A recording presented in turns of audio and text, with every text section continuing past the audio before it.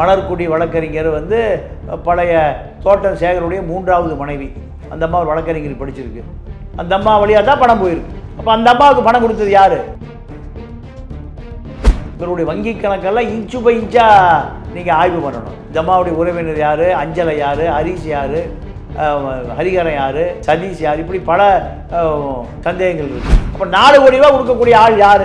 ஒரு பெரிய சக்தியாக தானே இருக்கணும், சாதாரண ஆளாக இருக்க முடியாது. தேவைன்னா போய் 50,000 கேட்பான், தேவைன்னா 1 லட்சம் கேட்பான், 2 லட்சம் கேட்பான், கொடுக்கலைன்னா அறுவாடு இந்த பக்கம் திருப்பிடுவான்.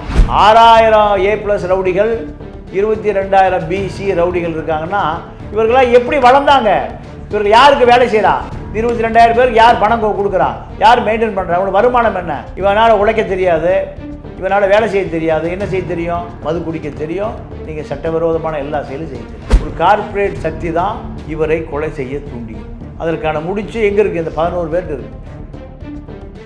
மாயாவதி உள்துறை அமைச்சகத்துக்கு அழுத்தம் கொடுத்து கொண்டே இருக்காங்க. எங்கள் டெல்லியிலேருந்து தலைமைச் செயலாளரை, உள்துறை செயலாளரை, வழக்கு எப்படி போயிட்டுருக்கு, வழக்குடைய போக்கு என்ன, யார் குற்றவாளி, இப்படி இந்திய அளவில் கவனிக்கப்படுகிற வழக்காக இது மாறி. இப்போ இந்த வழக்கு சாதாரணமாக முடித்து வைக்க முடியாது. உண்மை குற்றவாளிகளை எவ்வளோ பெரிய சக்தியாக இருந்தாலும் சரி அந்த சக்தியை நெருங்கியே ஆகணும். சட்டத்தின் முன்பு நிறுத்தப்பட வேண்டும். குற்றவாளி கூண்டில் நிறுத்தப்பட வேண்டும்.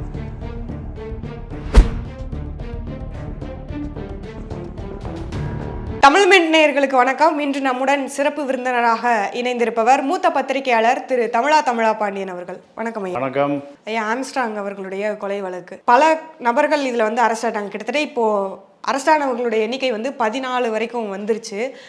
இதில் பார்த்தீங்க அப்படின்னா இதில் வந்து எல்லா கட்சிகளுக்குமே கிட்டத்தட்ட தொடர்பு இருக்கும் அப்படிங்கிற நிலைமையில் தான் கிட்டத்தட்ட முக்கிய 4 கட்சிகளில் இருக்கக்கூடிய நபர்களுக்கும் வந்து இதில் தொடர்பு இருக்குது அப்படிங்கிற மாதிரியான விஷயங்கள்லாம் சொல்லப்படுது. இவர்கள் திமுகவில் ஒரு பிரபலமான நபர் அல்ல, கைது செய்யப்பட்ட நபர்.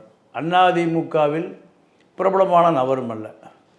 அஞ்சலை பாஜகவில் ஒரு பெரிய மாநில தலைவரும் அல்ல, இல்லை மாநில துணைத் தலைவரும் அல்ல. இவர்களெல்லாம் பாதி பேர் வழக்கறிஞர்களே அல்ல. இப்போது மலர்கொடி தோட்டம் சேகருடைய 3வது மனைவி, 1 மனைவி, 2 மனைவி, 3 மனைவி. அப்போது இந்த அம்மா வழக்கறிஞர் தொழிலை முழு நேரமாக நீதிமன்றத்துக்கு போய் இப்போ லட்சக்கணக்கான வழக்கறிஞர்கள் இருக்காங்க. அவங்களுக்கு தொழில் என்ன? வழக்காடிகள். நீதிமன்றத்துக்கு போவது, வழக்கு பேசுவது, வழக்கு நடத்துவது, இதுதான். ஆனால் இவர்களை பொறுத்தவரை காவல் நிலையத்தோடு இவர்கள் பணி முடிந்து விடுகிறது. காவல் நிலையத்துக்கு போகிற சில வழக்கறிஞர்களை போல தான் மலர்குடி வழக்கறிஞர். சும்மா அந்த ஜாமீன் எடுக்கிறது, பேச்சுவார்த்தை, அதோட இதுதான். இதில் பார் கவுன்சில் ஒரு 10 வருடங்களுக்கு முன்பு பல வழக்கறிஞர்களை பதிவு செய்த வழக்கறிஞர்களே ஆவணங்களை கொண்டு வர சொல்லிச்சு. பாதி பேர் பள்ளி கல்வியையே முடிக்கவில்லை. பள்ளி கல்வியை முடிக்காமல் ஓப்பன் யூனிவர்சிட்டியில் எம்ஏ, ஓப்பன் யூனிவர்சிட்டியில் எம்ஏ சர்டிஃபிகேட் வாங்கி ஆந்திரா, கர்நாடகாவில் நிறைய சட்ட பல்கலைக்கழகங்கள் இருக்குது. வருகை பதிவேடு அவர்களே போட்டுக்கொண்டு 2 வருடம் கழித்து வழக்கறிஞர் கல்வியை முடித்ததாக சர்டிஃபிகேட் கொடுத்துருவாங்க. 2 லட்சம் ரூபா அதுக்கு தொகை. இப்படிப்பட்ட வழக்கறிஞர்கள் தமிழ்நாடு முழுக்க பல ஆயிரம் வழக்கறிஞர்களை பார் கவுன்சில் கண்டுபிடித்தது. பார் கவுன்சில் கண்டுபிடித்து இவர்களையெல்லாம் தகுதி நீக்கம் செய்ய ஆவணங்களை சரிபார்க்கிற பொழுது பல ஆயிரக்கணக்கான வழக்கறிஞர்கள் பார் கவுன்சிலுக்கே வரல. பல ஆயிரக்கணக்கான வழக்கறிஞர்கள் எங்கே வரல? பார் கவுன்சிலுக்கே வரல. அத்தனை பேர் போலி. அப்போ வழக்கறிஞர் கைது. ராம் ஜெத்மலானியும் வழக்கறிஞர் தான், இவர்களும் வழக்கறிஞர்கள் தான். அப்போது பாதி வழக்கறிஞர்கள் சட்டக்கல்லூரிக்கு முறையாக ஆவணங்களை பதிவு செய்யாத பல வழக்கறிஞர்களில் இது போன்ற புகார் வரத்தான் செய்யும். நீங்கள் அஞ்சலை ஒரு பாஜக பிரமுகர்னு செய்தி வருது. நீங்கள் பாஜகவில் தன்னை இணைத்து கொண்ட ஒரு உறுப்பினர், திமுகவில் இணைத்து கொண்ட உறுப்பினர், இதில் பாமக, இது பாஜக, அதிமுக, திமுக, இப்படி எல்லா கட்சியும் இருக்குது. ஆனால் இந்த கட்சியினுடைய தலைமைக்கும் இதுக்கு தொடர்பே இல்லை. இவர்கள் தொழில்முறை குற்றவாளிகள். அதனால தான் சிறையில் இருக்கக்கூடிய தொழில்முறை குற்றவாளிகளோடு தொடர்பில் இருப்பவர்கள். நீங்கள் காவல் நிலையத்தில் போய் கட்ட பஞ்சாயத்து பண்ணுறதுக்கு எந்த சட்டமும் அனுமதிப்பதில்லை. இவர்கள் எந்த வழக்கறிஞர்களாகவும் பதிவு செய்ய முடியாது. ஆனால் இவர்களை பொறுத்தவரை இவர்கள் அத்தனையுமே காவல் நிலையத்தோடு கதை முடிஞ்சு போச்சு. அவர்கள் தான் இப்போ கைது செய்யப்பட்டிருக்கிறார்கள். இப்போ ஆம்ஸ்ட்ராங் கொலையை பொறுத்த வரைக்கும் நீங்கள் அவருடைய மனைவி பொற்கொடி ஆளுநரை சந்திப்பதற்கு அனுமதி கேட்டிருக்கு. அதே போல் இந்த கட்சியினுடைய தலைவி மாயாவதி உள்துறை அமைச்சகத்துக்கு அழுத்தம் கொடுத்து கொண்டே இருக்கார். எங்கள் டெல்லியிலேருந்து தலைமைச் செயலாளரை, உள்துறை செயலாளரை, வழக்கு எப்படி போயிட்டுருக்கு, வழக்குடைய போக்கு என்ன, யார் குற்றவாளி, இப்படி இந்திய அளவில் கவனிக்கப்படுகிற வழக்காக இது மாறியிருக்கு. இதனால தான் இந்த வழக்கு மிக சரியாக விசாரிக்க வேண்டிய தேவை இருக்குது. ஏன்னா அகில இந்திய அளவில் பார்த்துட்ருக்காங்க.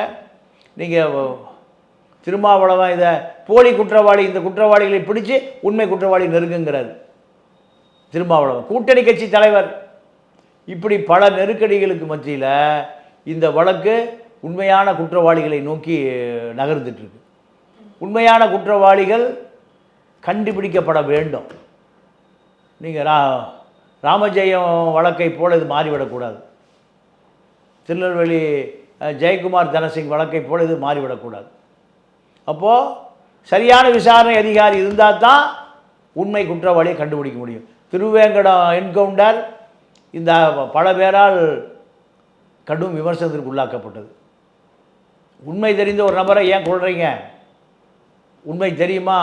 அப்போது இவரை காவல்துறை திட்டமிட்டு என்கவுண்டர் செய்து விட்டது தான் மக்கள்கிட்ட எல்லார்ட்டையுமே தொடர் கேள்வி. எடப்பாடி, அண்ணாமலை, ராமதாஸ், அனைத்து கட்சியுமே இவர் உண்மை தெரிந்த ஒரு ஆள், முதல் முடிச்சு இவர் தான். திமுக அப்போ அதுக்கு மறைக்க பார்க்குது அப்படின்லாம் வேற பேசினாங்க. ஏன்னா இவர் என்கவுண்டர் வந்த பிறகு என்ன நடக்குதுன்னா, ஆம்ஸ்ட்ராங் கொலை வழக்கில் எடுக்கப்பட்ட சிசிடிவி ஃபுட்டேஜை போடுறாங்க. இதெல்லாம் ஒன்றுக்கு ஒன்று தொடர்பு படுத்தி பார்க்கப்படுகிறது. இப்போ இந்த வழக்கு மிக சாதாரணமாக முடித்து வைக்க முடியாது. உண்மை குற்றவாளிகளை எவ்வளோ பெரிய சக்தியாக இருந்தாலும் சரி, அந்த சக்தியை நெருங்கியே ஆகணும். சட்டத்தின் முன்பு நிறுத்தப்பட வேண்டும், குற்றவாளி கூண்டில் நிறுத்தப்பட வேண்டும். இந்த தொழில்முறை கொலையாளிகள் 11 பேர், 11 பேருக்கு மலர்கொடி, அஞ்சலை, சதீஷ், ஹரிகரன் இவங்க 50 லட்ச ரூபா கொடுத்துருக்கிறதாக ஆவணத்தில் சொல்லுது. இந்த குற்றவாளிகள் 11 பேருமே ஒரு தொழில்முறை குற்றவாளிகளை 1 வருட காலமோ 6 மாத காலமோ பராமரிப்பதற்கு பல கோடி ரூபாய் வேணும். ஒரு தொழில்முறை குற்றவாளியை ஒருவர், அது எக்ஸ்ஆர் ஒய் யாரோ, அந்த மாட்டப்படுகிற அந்த பெரிய சக்தி, இவர்களுக்கு ஒரு நாளைக்கு குறைஞ்சது 10,000 ரூபா கொடுக்கணும் லைஃப் ஸ்டைலுக்கு. இந்த ரவுடிக்கு 11 பேர் ஜெயிலில் இருக்கான். ஒருவன் கொல்லப்பட்டு விட்டான், 10 பேர் இருக்கான். இந்த 10 பேரையும் ஒரு நாளைக்கு இவர்களை மெயின்டைன் பண்ணுவதற்கு 3 லட்சம் ரூபா வேணும். கொலை சம்பவம் நடக்கிறதுக்கு முன்னாடி 1 வருட காலம் இவர்களை ஒருங்கிணைத்து கொலை திட்டத்தை, கொலை சதியை அரங்கேறுவதற்கு ஒரு ஆளுக்கு தினம் 10,000 ரூபா கொடுக்கணும். ஏன்னா அவனுக்கு ஒரு குடும்பம் இருக்குது. குடும்பத்தை தாண்டி அவனுக்கு ஒரு கூட்டாளிகள் இருக்கான். கூட்டாளிகள் பூராமே 24 மணி நேரம் என்ன குடிப்பான்? மது குடிப்பான், மது போதையில் இருப்பான். அந்த குடும்பத்துக்கு பணம் கொடுக்கணும். ரெண்டாவது, இவர்களுக்கு சமூக விரோத பழக்கம், எல்லா பழக்கம் இருக்குது. விபச்சார பெண்கள் உட்பட, போதை உட்பட எல்லாம் இருக்கும். அப்போது இந்த இந்த இந்த ஒரு ஆளுக்கு ஒரு நாளைக்கு 10,000 ரூபா வேணும். அவனுக்கு 30 நாளுக்கு 3 லட்சம் ரூபா வேணும். ஒரு வருஷத்துக்கு 12 3 36 லட்சம் ரூபா வேணும். 11 பேரை ஒரு வருஷம் அசம்பிள் பண்ணுவதற்கு 4 கோடி ரூபா வேணும். 4 கோடி ரூபா இருந்தால் தான் ஒரு வருட காலமாக நேரம் பார்த்து சமயம் பார்த்து சூழ்நிலை பார்த்து உளவு பார்த்து இந்த கொலை பழியை அரங்கேற்றி இருக்க முடியும். அப்போ 4 கோடி ரூபா கொடுக்கக்கூடிய ஆள் யார்? ஒரு பெரிய சக்தியாக தானே இருக்கணும், சாதாரண ஆளாக இருக்க முடியாது. தேவைன்னா போய் 50,000 கேட்பான், தேவைன்னா 1 லட்சம் கேட்பான், 2 லட்சம் கேட்பான். கொடுக்கலைன்னா அறுவாடை இந்த பக்கம் திருப்பிடுவான், அறுவாடை வேறு பக்கம் திருப்பிடுவான். அப்போது கேட்ட போதெல்லாம் கொடுக்கணும். கொல்லப்பட்ட திருவேங்கடம் 3 கொலை வழக்கு இருக்குது. நீங்கள் தென்னரசு, நீங்கள் ஆம்ஸ்ட்ராங் கட்சி மாவட்ட செயலாளரை மனைவி அம்மா முன்னாடி கதற கொலை பண்ணுகிற கொடூர குற்றவாளி என்கவுண்டர் செய்யப்பட்ட திருவேங்கடம். அப்போ அந்த திருவேங்கடத்தை 3 கொலை வழக்கு இருக்குன்னா 3 ஆயுள் தண்டனையில் கிடச்சிருக்கணும். உனக்கு 3 ஆயுள் தண்டனை ஒரு தூக்கில் கிடச்சிருக்கணும். எப்படி அவன் சட்டத்தில் தப்பிச்சான்? யார் தப்பிக்க வச்சா? இப்படி ஒரு குழு பின்னாடி வந்து இயங்கிட்டே இருக்கு. காவல்துறைக்கு கையூட்டு கொடுக்கப்பட்டிருக்கோம் இந்த வழக்கறிஞங்கிற போர்வையில். பல இடங்களில் சட்டத்தை வளைக்கப்பட்டிருக்கும், அதுக்கு இவர்கள்லாம் உடந்த. அப்போது 6000 A+ ரவுடிகள், 22,000 BC ரவுடிகள் இருக்காங்கன்னா இவர்களாம் எப்படி வளர்ந்தாங்க? இவர்கள் யாருக்கு வேலை செய்கிறா? இந்த 22,000 பேருக்கு யார் பணம் கொடுக்குறா? யார் மெயின்டைன் பண்ணுறா? அவங்களுக்கு வருமானம் என்ன? இவனால் உழைக்க தெரியாது, இவனால் வேலை செய்ய தெரியாது. என்ன செய்ய தெரியும்? மது குடிக்க தெரியும், நீங்கள் சட்டவிரோதமான எல்லா செயலும் செய்ய தெரியும். இப்போ 22,000 ரவுடிகள் தான் மாநிலத்தில் சட்ட ஒழுங்கை கட்டுப்படுத்துகிறவன். காவல்துறைக்கு வேலையை 22,000 பேர் ஃபாலோ பண்ணுறது தான். இதுக்கு ஒரு SP, ஒரு DIG, ஒரு IG, ஒரு ADGP, பல ADGPகள், ஒரு DGP, 22,000 பேர் தான் இந்த அரசைக்கு அச்சுறுத்தல். 22,000 பேர் தான். இதில் 6,000 பேர் A+. ஒரு வருடங்களுக்கு முன்பு கொல்லப்பட்ட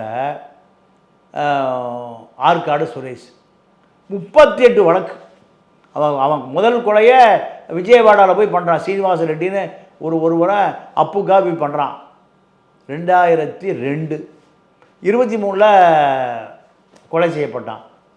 இந்த இடைப்பட்ட காலத்தில் 38 வழக்குனா காவல்துறையுடைய வேலை என்ன? ஒரு வழக்கில் கூட அவர் அரசு.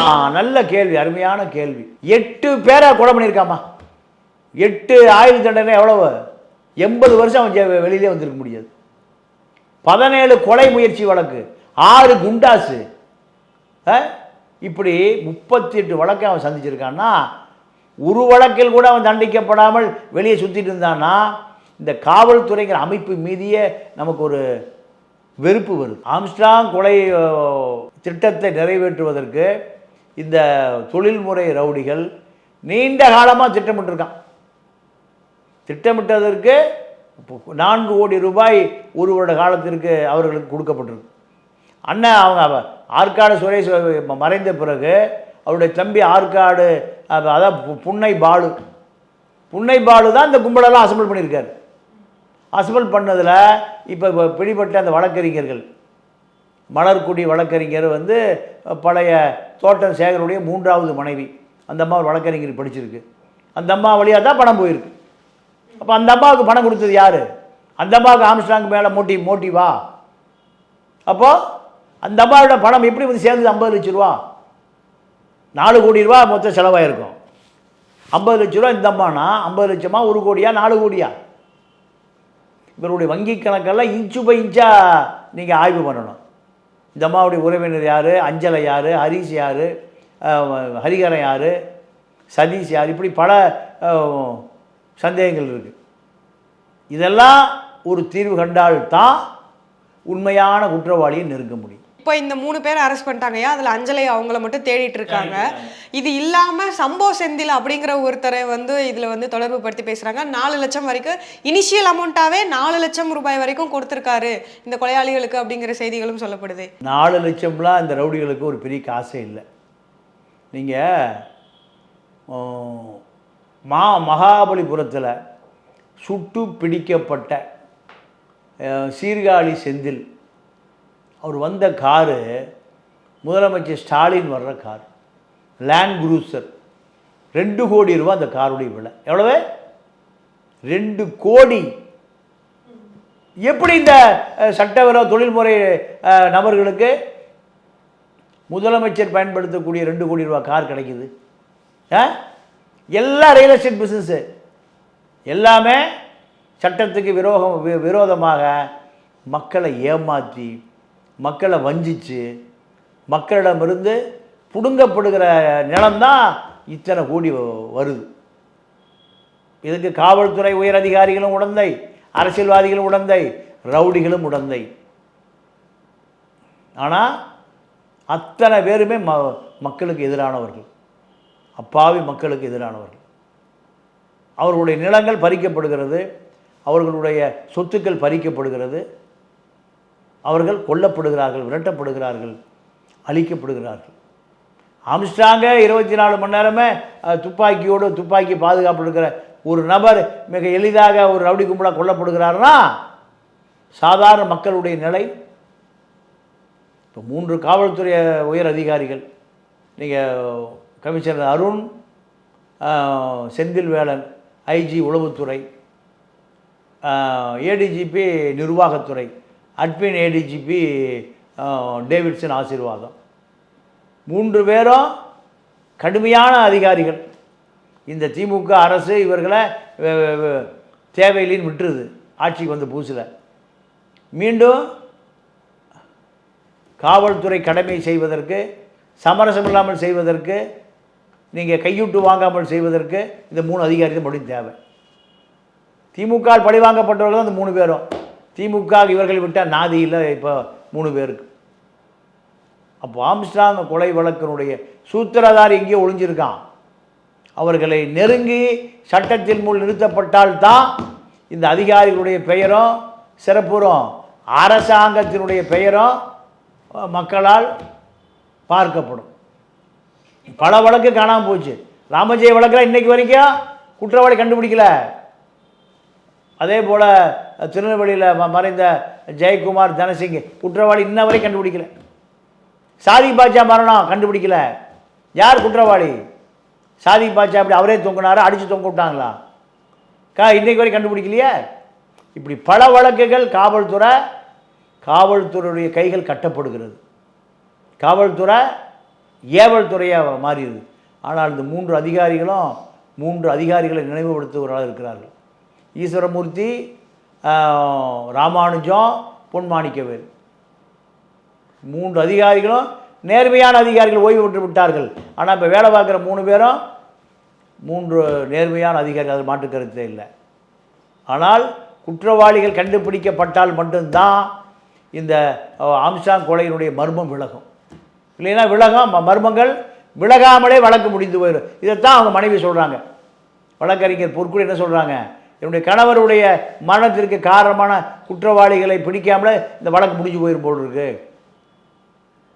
இந்த 11 தொழில்முறை குற்றவாளிகளோ எவ்வளோ முடிஞ்சு போயிடும். இதற்கு பின்னால் ஒரு பெரிய சக்தி இருக்குது. அந்த சக்தியை நீதிமன்றத்தில் நிறுத்தினால்தான் என்னுடைய கணவருடைய ஆத்மா சாந்தி அடைன்னு அந்த அம்மா சொல்கிறாங்க. இது இல்லாமல் இப்போ இந்த வழக்கு, இந்த கொலை சம்பவம் நடந்ததுக்கு அப்புறமாக நிறைய ஆட்சியாளர்களை, ஐபிஎஸ் அதிகாரிகளை வந்து இடம் மாற்றினாங்க. ஹோம் செக்ரட்டரி அமுதா அவர்களையும் வந்து இடமாற்றம் செஞ்சாங்க. இது மாதிரியான அதிகாரிகளை இடமாற்றுறதுக்கு அப்புறமாக இப்போ இருக்கக்கூடிய சம்பவங்களையும் நீங்கள் பார்க்குறீங்க. ஏன்னா இப்போ வந்து போலீஸ் தரப்புலேருந்து என்ன சொல்லப்படுதுன்னா, காவல்துறையில் அவங்களாம் வந்து துப்பாக்கி சுடுதல் பயிற்சியில் ஈடுபடக்கூடிய காணொலிகள்லாம் இப்போ வந்து சமூக வலைத்தளங்களில் வந்துட்டு இருக்கு.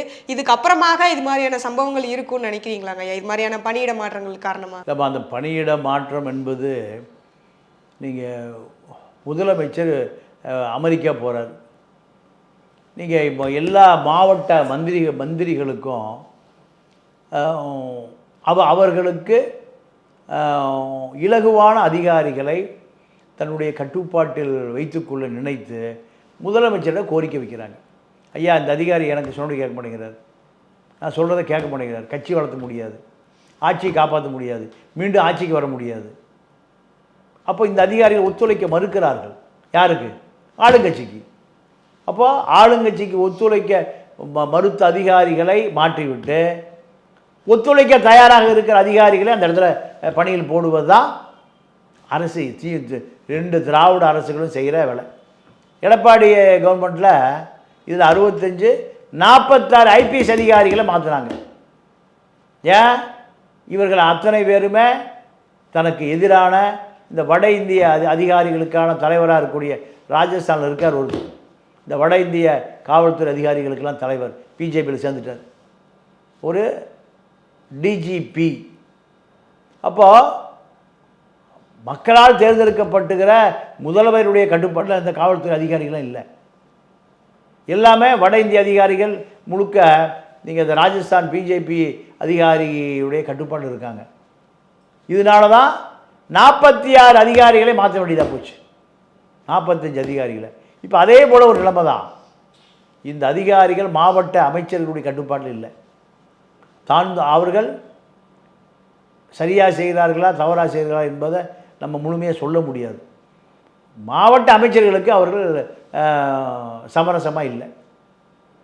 யார் சமரசமாக இருப்பா அது அவர்களுடைய பட்டியலை முதலமைச்சர் அலுவலகத்துக்கு கொடுக்கப்படுகிறது, அதன்படி இவர்கள் தூக்கப்படுகிறார்கள், அவர் பணி அமர்த்தப்படுகிறார்கள். ஆனால் கட்சி ஆளுங்களுக்கு, ஆளுங்கட்சியாக இருந்தாலும் சரி எதிர்கட்சியாக இருந்தாலும் சரி, கட்சி ஆளுங்களுக்கு விசுவாசமாக அதிகாரிகள் இருக்க முடியாது இல்லைங்கய்யா. அவங்களுடைய வேலை என்னவோ அதை தானே பார்க்கணும் அதிகாரிகள். நம்ம அந்த திராவிட இயக்கம் வந்த பிறகு நீங்கள் மாவட்ட செயலாளருக்கு அடிபணியணும், நகர செயலாளருக்கு அடிபணியணும், ஒன்றிய செயலாளருக்கு அடிபணியணும், ஆளுங்கட்சி சொல்வதே கேட்கணும், மந்திரி சொல்வதே கேட்கணும், மாவட்ட செயலாளர் சொல்வதை கேட்கணும்.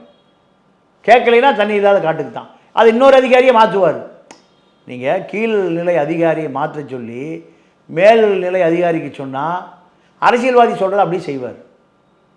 அப்போ இப்படி அரசு அதிகாரிகிட்ட ஒரு ஒற்றுமை இல்லை. அரசு அதிகாரிகளை பொறுத்தவரை நீங்கள் அரசியல்வாதிகளுக்கு வாள் பிடிப்பதின் மூலம்தான் தன்னுடைய நிலையை தக்க வைத்துக் கொள்ள முடியும். அரசியல்வாதிகள் தப்பே பண்ணாலும் இவங்க நிறைய இடத்துல அமைதியாக தான் அப்போ போக வேண்டும். பல இடங்களில் பல தப்புகள் உருவாவதற்கு காரணமே இந்த அரசியல்வாதிகள் தான். அரசியல்வாதி எதை சொல்லுகிறார்களோ அதை அந்த அதிகாரி செய்யணும். செய்யலினா தண்ணி இல்லாத காடு, அப்படி ஒரு பழமொழி இருக்குது. அந்த அதிகாரி எங்கே போயிடுவார்? தண்ணியே இல்லாத காட்டுக்கு மாற்றப்படுவார், அங்கே போய் பணி செய்யணும். அப்போ அதிகாரி சொல்லுவதை கேட்டுக்குவோம், அரசியல்வாதி எதை சொன்னாலும் கேட்டுக்குவோம். இதுதான் கீழ்நிலை அதிகாரிகளுடைய நிலை. மேல்நிலை அதிகாரிகளும் அரசியல்வாதி கூட்டு. நீங்கள் எஸ்பி எந்த தப்பு வேணால் பண்ணுவார், மாட்டிக்கொள்ளுவது யார்? எஸ்ஐ மாட்டிக்குவார், எஸ்பி தப்பிச்சுக்குவார். இதுதான் இந்த ஜனநாயகம் திராவிட இயக்கம் வந்த பிறகு நடக்கக்கூடிய செயல்கள். இப்போ ஆம்ஸ்ட்ராங் வழக்கில் என்னென்னா, இப்போ 11 பேர் குற்றவாளி, ஒருவர் என்கவுண்டர், மறுபடியும் 3 பேர், 4 ஒரு ஆளை தேடிட்டு இருக்காங்க. இது யார் அந்த பெரிய குற்றவாளி, பெரிய சக்தி, அவரை எவ்வளோ நல்லா நெருங்குவீங்க? இதுதான் மக்களுடைய எதிர்பார்ப்பு. விரைவில் அந்த பெரிய சக்தி சட்டத்தின் முன் குற்றவாளி கொண்டு நிறுத்தப்படுமா அப்படிங்கிற ஒரு கேள்வியாக இருக்குது. இது மிக விரைவில் நடந்துவிடும் என்பது நீங்கள் கமிஷனர் அருண் சொல்கிறாரு. இதை மக்களுடைய எதிர்பார்ப்பாக நம்ம பார்க்க வேண்டியிருக்கு. ஐயா, மொத்தம் இப்போ 4 பேர், 3 பேர் அரெஸ்ட் பண்ணிட்டாங்க, ஒருத்தரை தேடிட்டு இருக்காங்க. இதில் பார்த்தீங்கன்னா பாஜக, திமுக, அதிமுக, தமிழ் மாநில காங்கிரஸ், இந்த 4 கட்சிகளையும் சேர்ந்த நபர்களாக இவங்க 4 பேரும் இருக்காங்க. இதில் பார்த்தீங்க அப்படின்னா இப்போ அதிமுகவை சார்ந்த மலர்கொடி, ஹரிஹரன் தமிழ் மாநில காங்கிரஸை சார்ந்தவங்க. இந்த 2 கட்சியிலையும் கட்சி தலைமைகள் என்ன சொல்லியிருக்காங்க கட்சி சார்பாகனா, அதிகாரப்பூர்வமாக இவங்க கட்சியிலேருந்து நாங்கள் இவங்களை நீக்கிறோம் அப்படின்னு சொல்லி அறிவிச்சிட்டாங்க. ஆனால் பாஜகவும் திமுகவும் ஏங்க இது மாதிரியான விஷயங்களை சொல்கிறதுக்கு தயங்குறாங்கன்னு நினைக்கிறீங்க? இல்லை, பாஜகவை பொறுத்தவரை திமுக ரெண்டுமே இந்த குற்றவாளிகளை கட்சியிலிருந்து நீக்குவதற்கு வெகு நேரம் ஆகாது. ஏன் செய்யலைன்னா, இவர்களுடைய பின்னணி என்ன, இவர்கள் எந்த பகுதியில் இருந்தாங்க, இதை கண்டிப்பாக மக்களுடைய கோபம் 2 பேர் மேலே வரும். அதனால் கூடிய விரைவில் இவர்கள் நீக்கப்படுவார்கள். ஏன்னா திமுக ரொம்ப வேகமாக இருக்குது இந்த வழக்கில் ஒரு முடிவுக்கு வந்துடணும்னு. பாஜகவை பொறுத்தவரை அஞ்சலை பாஜகன்னு சொல்கிறாங்க. பாஜகவில் பெரிய பொறுப்பு இருந்த மாதிரி தெரியல. இருந்தாலும் மக்களுடைய கோபம் வருவதற்கு முன்பு அஞ்சலையும் நீக்கப்படுவார். கைது செய்யப்பட்ட பிறகு அஞ்சலையும் நீக்கப்படுவார் அண்ணாமலையால். அதில் மாற்று கருத்தே இல்லை. ஏன்னா நீக்கியே ஆகணும். நீக்கலினா இவர்களுடைய பின்னணி என்ன, இவர்கள் ஏன் திமுக ஆதரவு தெரிவிக்குது, பாஜக ஆதரவு தெரிவிக்குங்கிற ஒரு விவாதம் வந்துடும். நிச்சயமா வருங்களே. ஏன்னா இப்போ வந்து அதிமுகவும் சரி தமிழ் மாநில காங்கிரஸும் சரி அவங்க வந்து பிரபலமான அந்த கட்சியில ஆளா இல்லைன்னா கூட அடிப்படை உறுப்பினராக இருக்கிறதுல இருந்து கூட அவங்களாம் நீக்கிறதா அறிக்கை விடுறாங்க. இந்த ரெண்டு கட்சிகளும் அதை எதுவுமே இப்போ வரைக்கும் அதை பற்றி பேசக்கூட இல்லை இது மாதிரி கூடிய விரைவில் நாங்கள் நீக்கிறோம் அப்படிங்கிற மாதிரியான அறிக்கை கூட அவங்க கொடுக்கலையே. இல்லை, முதலமைச்சருடைய கவனத்துக்கு போயிருக்காது. அந்த பக்கம் பாஜக அண்ணாமலையுடைய முழு கவனத்துக்கும் போயிருக்காது. யாருன்னு விசாரிக்க சொல்லியிருப்பாங்க. அதனால் இவர்களும் பெரிய நிர்வாகியோ இல்லை கட்சியினுடைய தூண்களோ அல்ல, மிக சாதாரண ஆட்கள் தான். இவர்கள் இந்த மாதிரி ஒரு பதவியை வாங்கி வச்சுக்குவான். எதுக்கு? தன்னை காப்பாற்றிக் கொள்வதற்கு, சமூக போராளியாக சமூக சிந்தனையாக காண்பிப்பதற்கு இது போன கட்சி பதவி வாங்கி வைப்பது இயற்கை தான். நீங்கள் ஆருத்ரா கோல்டு ஃபைனான்ஸில் ஹாரிஸே ஒரே நாளில் மாநில விளையாட்டுத்துறை அணித்தலைவராக வந்தார். பிரதமரை வரவேற்கிற குழுவில் முதல்ல பிரதமர் வரவேற்றார். அப்போ அவர் மேலே 5000 கோடி ரூபா வழக்கு இருந்தது. அப்புறம் கட்சி நீக்கிறாங்க. இப்படி சில விஷயங்கள் உடனடியாக நடக்கும், சில விஷயங்கள் காலதாமதமாக நடக்கும். கண்டிப்பாக நடக்கும். ஆனால் முதல்வருக்கு கவனத்துக்கு வரல அப்படிங்கிறது எந்த விதத்தில் நியாயம்? ஏன்னா எல்லாருமே இப்போ அதை தான் பேசிகிட்டு இருக்காங்க. சமூக வலைத்தளங்கள்லேருந்து, டிவி சேனல்லேருந்து, பேப்பர்லேருந்து எந்த பக்கத்தை திருப்பினாலும் இந்த சம்பவங்கள் தொடர்ந்து பேசப்பட்டுக்கிட்டே தான் இருக்குது. அப்படிங்கிறப்போ முதல்வருடைய கவனத்துக்கு வரல அப்படிங்கிறது எந்த விதத்தில் சரியாக இருக்குங்க ஐயா? இல்லை, அது எல்லாருக்கும் வர்ற கேள்வி தான். ஏன் நீக்கப்படலை என்பதற்கான காரணம் அதை தாண்டி வேறு காரணம் இருக்காது. ஒரு ஏதோ பெரிய திமுகவில் ஒரு பல லட்சம் வாக்காளர்களுக்கு சொந்தக்காரர்லாம் சொல்ல முடியாது. இவரை நீக்குவது என்பது காலதாமதம் என்பது பல்வேறு விவாதங்களை ஏற்படுத்தியிருக்கு. அஞ்சலை என்ன போலீஸ் தேடிட்டு தான் இருக்குது. அஞ்சலை திமுக 2 பேரும் தங்களுடைய அந்த குற்றவாளிகளை கட்சியிலிருந்து அடிப்படை உறுப்பினர் நீக்கணும் அப்படிங்கிறது அனைவருடைய எதிர்பார்ப்பு. அதை நீக்குவதற்கு கொஞ்சம் காலதாமதம் ஆகுது. அண்ணாமலையாகட்டும், முதலமைச்சர் ஸ்டாலின் ஆகட்டும், இதில் போதிய கவனம் எடுக்கலையா, இல்லை அவருடைய உதவியாளர்கள் அதை அவருடைய கவனத்தில் கொண்டு போகலையா என்பதை பொறுத்து தான். ஏன்னா இப்போ வந்து அவர்கள் சாதாரணமான அடிப்படை உறுப்பினர்களாக இருந்தால் கூட முதல்ல செய்திகளை பேசப்படுவது என்னென்னா அவங்க திமுகவில் இருந்தாங்க, பாஜகவில் இருந்தாங்கன்னு சொல்லி கட்சிக்கு கெட்ட பேர் கண்டிப்பாக இது வந்து மக்கள்கிட்ட வரும் அப்படிங்கிறத வந்து கவனத்தில் எடுத்தாவது இதை வந்து சீக்கிரமாக செஞ்சுருக்கலாமே. இல்லை, அதுதான் இப்போது அவங்களுக்கு அந்த குற்றவாளிகளை அடிப்படை உறுப்பினர்கள் வந்து நீக்கணுங்கிறது ஒரு அடிப்படை விஷயம். ஆனால் அவர்களை நீக்காததுக்கு ஏதாவது வேலை பணி அலுவல் அப்படி தான் இருக்குமே தவிர அதை தாண்டி அதில் பெரிய நோக்கம் இருக்காது. கூடிய விரைவில் அது போல செய்திகள் வரும். ஏற்கனவே சொன்ன மாதிரி ராமஜெயம் கொலை வழக்கு போல இந்த கொலை வழக்கு நீளும்னு நீங்கள் நினைக்கிறீங்க? உங்களுக்கு தனிப்பட்ட விதத்தில் இந்த கொலை வழக்கு தொடர்பாக இது எப்படி போகும்னு நீங்கள் நினைக்கிறீங்க ஐயா? கூட்டணி கட்சி தலைவர் திருமாவளவன் சொல்கிறாரு, இது உண்மை குற்றவாளிகள் அல்ல. இது எல்லாருக்கும் சந்தேகம் இருக்குது. ஏன்னா ஆம்ஸ்ட்ராங்கு ஏதோ மிக சாதாரண நபர் அல்ல, ரியல் எஸ்டேட்டை மில்லியன் கணக்கில் பண்ணுறவர். அப்போ ஏதோ ஒரு கார்ப்பரேட் சக்தி தான் இவரை கொலை செய்ய தூண்டியிருக்கு. அதற்கான முடிச்சு எங்கே இருக்குது? இந்த 11 பேர்ட்டு இருக்குது. ஒரு ஆள் இல்லை 10 பேர்ட்டு இருக்குது. இப்போ ஒரு 4 பேர் 14 பேர்ட்டு இருக்குது. 14 இருக்கா இல்லை 24 மாறுமான்னு தெரியல. இவர்கள் முழுமையாக அத்தனை பேரும் காவல் கட்டுப்பாட்டுக்கு வந்த பிறகு தான் இந்த கொலையினுடைய முழு பின்னணி தெரியும். ஆனால் திருவேங்கடம் எதற்காக என்கவுண்டர் செய்யப்பட்டாருங்கிற விவாதம் இருக்குது. உண்மை அவரோடு புதைக்கப்பட்டு விட்டதா இல்லை அவரோடு விதைக்கப்பட்டிருக்கா, இதெல்லாமே ஒரு பேசு பொருளாக மாறி இருக்கு. 14 பேருக்கும் வந்து மாதம் 10,000 ரூபா செலவு பண்ணி நீங்கள் வருஷத்துக்கு கணக்கு பண்ணி சொன்னீங்க. அப்படி வருஷ கணக்கில் வந்து அவங்களுக்கெல்லாம் காசு கொடுத்து ஒரு நபருக்காக 14 பேரை வந்து இது மாதிரி காசு கொடுத்து செலவு பண்ணுற அளவுக்கு ஆம்ஸ்ட்ராங் அவர்கள் வந்து எந்த விரோதத்தை வளர்த்துருப்பாருன்னு நீங்கள் நினைக்கிறீங்க ஐயா? ஆம்ஸ்ட்ராங்கை பொறுத்த வரைக்கும் கடைசி காலத்தில் பல குற்றவாளிகளை கூப்பிட்டு பணத்தை கொடுத்து அனுப்பிச்சிருக்கார். குற்றம் பண்ணாதீங்க, தனக்கு வரக்கூடிய இடர்பாடுகளை களைஞ்சிருக்கார். எல்லாத்துக்கும் பணம் கொடுத்துருக்கார். 10 லட்சம் முதல் நீங்கள் 1 கோடி வரை பணம் கொடுத்துருக்கார். ஏன்? இது போன்ற எதிர்காலத்தில் சர்ச்சை வந்துடக்கூடாது. இந்த தொழில்முறை குற்றவாளிகள் திருப்பி தங்களுடைய மக்கள் கொள்ளையடிக்க போயிடக்கூடாது. அதாவது கொலையும் செய்வான், கொள்ளையும் அடிப்பான். இதை ஆம்ஸ்ட்ராங் அவர்கள் வேறு எங்காவது செய்யக்கூடாது அப்படிங்கிற நல்லெண்ணத்தில் தான் இத்தனை பேரு கூடயும் காம்ப்ரமைஸ் ஆகியிருக்கார். 10 லட்ச ரூபா கொடுத்து காம்ப்ரமைஸ் ஆனது இருக்குது, பல கோடி கொடுத்து காம்ப்ரமைஸ் ஆனது இருக்குது. இதெல்லாம் எதுக்கு? அமைதியாக வாழ அவர் ஆசைப்பட்டு இருக்கார். எந்த காலத்திலையுமே ரத்தம் சிந்தி கொண்டே இருக்கக்கூடாது, துப்பாக்கி கலாச்சாரம் வேண்டாம். ஆனால் அதை எதை அவர் வெறுத்தாரோ, வெறுத்த அந்த வன்முறையே அவரை காவு வாங்கிடுச்சு. ஒரு காலகட்டத்தில் தன்னுடைய எதிரிகளை பூரா சமரசம் செய்வதற்கு ஒரு பெருந்தொகை செலவு பண்ணியிருக்கார் தொழில்முறை குற்றவாளிகளை. இதுதான் ஒருவர் அமர அமைதியான பிறகுதான் கொல்லப்பட்டிருக்கிறார்கள் பல பேர். ஏன்? வீரியமாக இருக்கும்போது பயந்துக்குவான். அமைதியான பிறகு அவர்கிட்ட வீரியம் போய் அமைதி வந்துடும். இந்த நேரம் பார்த்து தான் இந்த கொலை நடந்திருக்கு. தொடர்ச்சியாக காவல்துறை பல முடிச்சுகளை அவிர்க்க வேண்டியிருக்கு. அது குறிப்பாக சென்னை நகர கமிஷனர் அருண் ஐபிஎஸ் அவர்கள் தான் பல மர்ம முடிச்சுகளுக்கான விடை தேடி அழிக்கணும். இல்லைன்னா அத்தனை பழி அவர் மேலே விடும். ராமஜெயம் கொலைக்கு இன்னைக்கு வரைக்கும் விசாரிக்கப்படலை.